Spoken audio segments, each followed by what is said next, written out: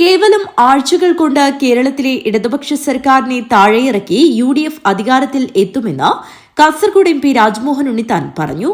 കാഞ്ഞങ്ങാട് നിയോജകമണ്ഡലം UDF സ്ഥാനാർത്ഥി ഷൈജി ഓട്ടപ്പള്ളിയുടെ തെരഞ്ഞെടുപ്പ് കൺവെൻഷൻ ഉദ്ഘാടനം ചെയ്ത് സംസാരിക്കുകയായിരുന്നു അദ്ദേഹം. സംസ്ഥാനത്ത് ഇടതുപക്ഷവും BJPയും തമ്മിൽ വലിയ അന്തർധാരയാണ് വന്നിരിക്കുന്നത്. കേവലം ചെറിയ പഞ്ചായത്തുകളിൽ മാത്രം സ്വാധീനമുള്ള പാർട്ടിക്ക് പ്രധാനപ്പെട്ട 19 സീറ്റ് നൽകിയത് ഇതിന്റെ തെളിവാണെന്ന് അദ്ദേഹം കുറ്റപ്പെടുത്തി. ഇടതുപക്ഷ സർക്കാർ വലിയ വികസനം ഉണ്ടാക്കിയെന്ന് പറയുന്നത് പലതും UDF ഭരിക്കുമ്പോഴാണ് നിർമ്മാണ പ്രവർത്തനങ്ങൾ ആരംഭിച്ചതെന്നും അദ്ദേഹം പറഞ്ഞു. മെട്രോയും വിഴിഞ്ഞം തുറമുഖവുമെല്ലാം ഇതിന് ഉദാഹരണമാണെന്ന് അദ്ദേഹം പറഞ്ഞു.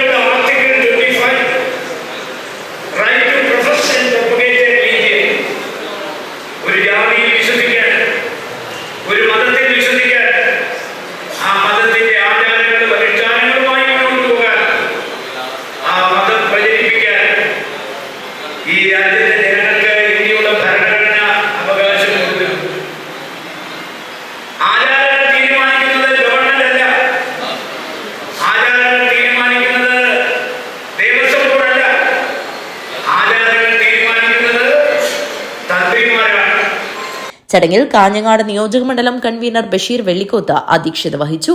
UDF നേതാക്കളായ Raju Kattakkayam, Joseph Mullamutta, advocate NA Khalid, P Kamaran, KM Chacko, Jagadeesh Prasad, Meenakshi Balakrishnan, PV Suresh, PG Dev, CK Rahmathulla, Harish P Nair, George Painappilly, Sumayya, Prince Joseph, Dhanya Suresh, MP Jafar, George Jose, Karthikeyan, M Hasainar, A Hameed Haji, CV Bhavanan, Mubarak Hasainar Haji, C Muhammad Kunhi തുടങ്ങി ഒട്ടേറെ നേതാക്കൾ സംബന്ധിച്ചു. News bureau, Kanhangad.